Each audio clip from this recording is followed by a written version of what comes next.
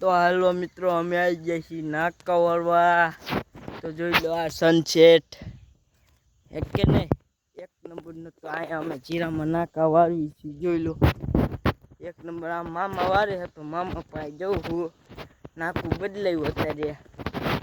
મામા આવે ક્યાં છે જો હાલ આવે હે. જોઈ લો અહીંયા ગોખરું ઉડી ગયું હે. મોરે મોરું ગોખરું. તો જોઈ લો આ મારા મામા છે. બોલો મામા બે શબ્દ. શું બે શબ્દ બોલે? નાકા વાળું જીરામાં.